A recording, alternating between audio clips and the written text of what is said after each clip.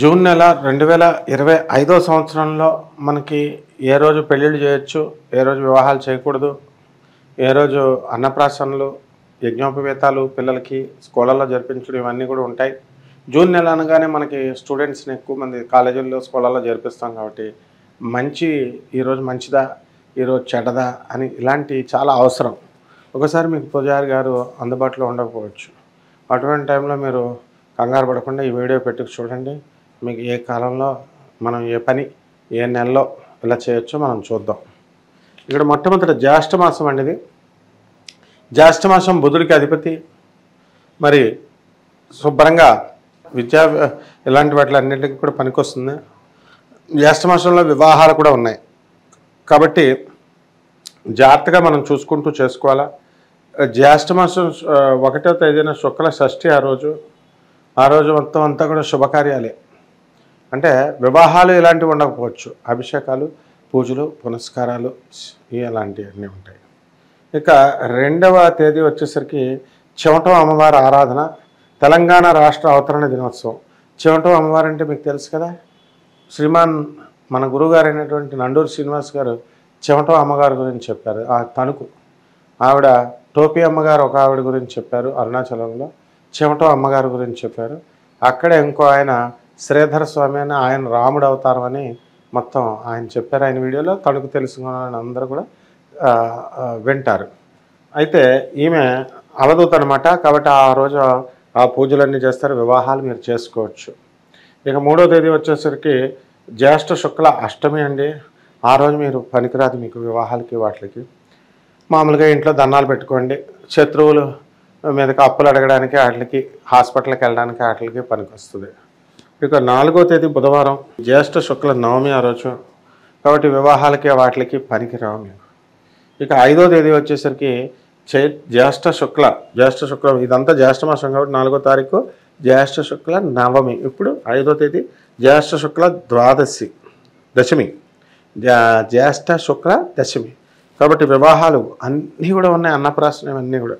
ఇక తర్వాత వచ్చేసరికి జ్యేష్ఠ శుక్ల ఏకాదశి. ఆ రోజు స్మార్త ఏకాదశి అంటాం. ఉపవాసాలు చేయండి, పూజలు పునస్కారాలు చేసుకోండి, పెళ్ళిళ్ళు ఇవన్నీ కూడా శుభకార్యాలు, అన్నప్రాసనలు అన్నీ చేసుకోవచ్చు. ఇక జ్యేష్ఠ శుక్ల ద్వాదశి ఆ రోజు పూర్తిగా ఉందండి. ద్వాదశి రోజున మనం 7వ తేదీ కాబట్టి వైష్ణవ మాధ్వ ద్వాదశి అంటాం. బక్రీద్ నెల కాబట్టి బక్రీద్ పండగ ఆ రోజు. కాబట్టి అందరూ కూడా ఈరోజు వివాహాలు ఇవన్నీ కూడా చేసుకునేటటువంటి వాళ్ళు చేసుకుంటారు. ఇక 8వ తేదీ జ్యేష్ఠ శుక్ల ద్వాదశి అండి. ఆ రోజు ఉదయం మనకి 6:52 వరకు ఉన్న తర్వాత నుంచి అంతా కూడా మనకి త్రయోదశి కాబట్టి వివాహాలు చేసుకుంటాం. ఒక్కసారి వివాహాలు చేసుకుంటాం అన్నామంటే అర్థం ఏంటంటే అండి, అన్నప్రాసనకి, గృహారంభాలకి, గృహప్రవేశాలకి అన్నిటికీ పనికొస్తుందని అర్థం అన్నమాట.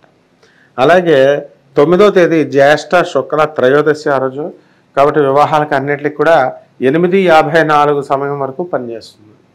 ఆ తర్వాత ఈ యొక్క 10వ తేదీన గురు మూడవండి. ఇంకా వివాహాలు లేవు, ఈ లోపల క్లోజ్ అనమాట. ఇక్కడ జ్యేష్ఠ శుక్ల చతుర్దశి. వివాహాలు చూడకూడదు, అన్నప్రాసన చేయకూడదు, యజ్ఞోపవేతాలు చేయకూడదు, అక్షరాభ్యాసాలు ఇలాంటివి ఏమీ చేయకూడదు, ఏమీ శుభకార్యాలు ఉండవు. ఉత్తి పూజ చేసుకోవడం. ఏదో చిన్నగా ఇంకా మాకు తప్పదండి, ఇల్లులు కొప్పు తీసి కొప్పేయాలని గోడ కడతామండి అనేవాళ్ళు అవి కూడా చేయకూడదు. కానీ మీరు అడుగుతూ ఉంటారు కాబట్టి చేసుకుంటే చిన్నవి చేసుకోండి, పెద్దవాటికి వెళ్ళకండి. గురుడు అసలు శుభకార్యాలు ఇవ్వడు మీకు. ఇంకా 11వ తేదీ పౌర్ణమి వచ్చింది. ఎరువాక పౌర్ణమి. ఆ రోజు పూజలు చేసుకోవడానికి పనికి వస్తుంది. నో శుభకార్యాలు. 12వ తేదీ పూజకే. తర్వాత 13వ తేదీ పూజే. 14వ తేదీ వచ్చేసరికి సంకటహర చతుర్థి. వ్రతం చేసుకోవచ్చు కావలిస్తే ఇంట్లో, సంకటహర చతుర్థి. ఇక 15 వచ్చేసరికి పూజే, మిథున సంక్రమణ రోజు. ఇంక ఈ నెలంతా కూడా శుభకార్యాలు లేవండి. ఇంకా 16వ తేదీ వచ్చేసరికి చైత్ర శుక్ల జ్యేష్ఠ బహుళ పంచమి ఆ రోజు. కాబట్టి అది కూడా మనకి ఇంట్లో పూజ చేసుకోవడమే. జ్యేష్ఠ శుక్ల పంచమి అయిపోయింది. ఇప్పుడు 17వ తేదీ జ్యేష్ఠ బహుళ షష్ఠి, జ్యేష్ఠ బహుళ పంచమి, జ్యేష్ఠ బహుళ షష్ఠి పూజ చేసుకోవడమే. తర్వాత 18 వచ్చామండి జ్యేష్ఠ బహుళ సప్తమి, పూజ చేసుకోవడమే. వడ్డీ వ్యాపారాలు ఇలాంటి చిన్నగా చేసుకోవడం తప్ప చిన్నగా పూజ చేసుకోవడం తప్ప పెద్ద ఫంక్షన్స్ చేయడానికి కుదరదు. 19 జ్యేష్ఠ బహుళ అష్టమి అస్సలు పనికిరాదు, ఇంట్లోనే ఉండాలా. ఈ ప్రయాణం అస్సలు చేయకూడదు. జ్యేష్ఠ బహుళ నవమి ఆ రోజు. కాబట్టి ఇక్కడ 21వ తేదీ వచ్చేసరికి జ్యేష్ఠ బహుళ ఏకాదశి ఉపవాసం చేసుకోవాలా. స్మార్త ఏకాదశి అంతకుమించేందుకు పనికిరాదు. 22 వచ్చేసరికి జ్యేష్ఠ బహుళ మనకి ద్వాదశి, వైష్ణవ మాధవ ఏకాదశి, ద్వాదశులు ఆర్ద్రకత్తె కూర్మ జయంతి. ఇంట్లో విష్ణుమూర్తి పూజలు చేసుకోవడం తప్ప దేనికి పనికిరాదు. ఇక జ్యేష్ఠ బహుళ త్రయోదశి ఆ రోజు పూజ చేసుకోవడానికి పనికి వస్తుంది. 24 జ్యేష్ఠ శుక్ల మాస శివరాత్రి 23 పూజలు చేసుకోవచ్చు. 24 వచ్చేసరికి మీకు జ్యేష్ఠ బహుళ చతుర్దశి ఇంట్లో పూజ చేసుకోవడమే. 25 పితృమాసాలు, పిండాలు కార్యక్రమాలు, తిథులు బట్టి మీ యొక్క ఇవన్నీ అన్నప్రాసనలు పనికిరాదు, కానీ పిండ ప్రధానాలకి తర్వాత సంవత్సరికాలు చేసుకోవచ్చు. ఇక 26 చంద్ర దర్శనం చేసుకోండి, ఇంట్లో పూజ చేసుకోవడమే. 27 ఇంట్లో పూజ చేసుకోవడమే. పూరి జగన్నాథ స్వామి రథోత్సవం, మొహర్రం పండగ కూడా ఆ రోజు. 28 ఇంట్లో పూజ చేసుకోవడమే. 29న గోల్కొండ బోనాలు శుభ్రంగా చేసుకోండి. 30వ తేదీన స్కంద పంచమి ఇంట్లో పూజ చేసుకోవడం తప్ప ఈ నెలంతా కూడా ఇంకా వివాహాలు కానీ, గృహప్రవేశాలు కానీ, గృహారంభాలు కానీ ఈ యొక్క ఏ పని చేయడానికి వీల్లేదు. అండ్ రాహుకాలము, యమకంటక సమయాలు ఉన్నాయి. ఆదివారము మధ్యాహ్నం 3 గంటల నుంచి 4:30 వరకు అంటే సాయంత్రం. సోమవారం ఉదయం 1:30 నుంచి 3 వరకు. తర్వాత మంగళవారం మధ్యాహ్నం 12 నుంచి 1:30 వరకు. బుధవారం 10:30 నుంచి 12 దాకా. ఇక గురువారం ఉదయం 9 నుంచి 10:30 దాకా. శుక్రవారం 7:30 నుంచి 9 దాకా. శనివారం ఉదయం 6 నుంచి 7:30 దాకా ఈ రాహుకాలాలు ఉంటాయి, యమకంటకాలు ఉంటాయి. ఈ యమకంటక సమయాల్లో మీరు పూజలు చేసుకుంటూ ఉండాలా. నిమ్మకాయ డెప్పలు కోసుకొని గుళ్ళకి వెళ్ళిపోండి. ఆడ గుళ్ళల్లో దీపాలు వెలిగించండి. ఇళ్లలో కూడా చేసుకోవచ్చు. కొంతమంది పూజారులు ఇళ్లలో చేయకూడదు అంటున్నారు, చేసుకోవచ్చు దర్జాగా.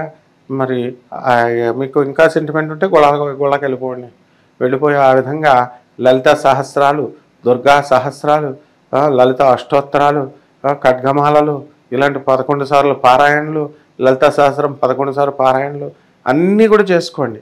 అన్నీ దైవ పూజలకి మీకు ఢోకా లేదనమాట. కానీ వివాహాలు చేయకూడదు, శోభనాలు చేయకూడదు, ప్రీ వెడ్డింగ్ చేయకూడదు, అసలు మాట్లాడితే పెళ్లి చూపులకు వెళ్ళకూడదు. ఏమాత్రం ఎదురు తిరిగి పెళ్లి చూపులు వెళ్ళిన వాళ్ళంతా కూడా మొత్తం విడాకులు అయిపోతాయి, వివాహాలు కుదరవు. ఆ తర్వాత మీరు ఎదిరించినందుకు గాను యముడు మిమ్మల్ని శిక్షిస్తాడు. నా క్లాస్మేట్ ఒక రెడ్డి అనేటటువంటి అబ్బాయి, అతను వివాహంకి ఇలాంటి ముహూర్తాలు వెళ్ళకూడదని మా గురువుగారు చెప్తే వెళ్ళాడు. పెళ్ళి శోభనం కూడా చేసేసారు. శోభనం గదిలోకి వెళితే ఆ అమ్మాయి అబ్బాయిలాగా కనబడ్డాడంట. ఆ అబ్బాయికి ఆ పెళ్లి కూతురు ఏంటి అంటే కొంచెం అమ్మాయిలా కనబడుతుంది. అంటే ఇలాంటి అన్నీ కూడా జరుగుతాయి అన్నమాట. ఇవి నగ్న సత్యాలు నేను చెప్పేవి. కాబట్టి జాగ్రత్తగా పూజలు చేసుకోండి. శుభమస్తు.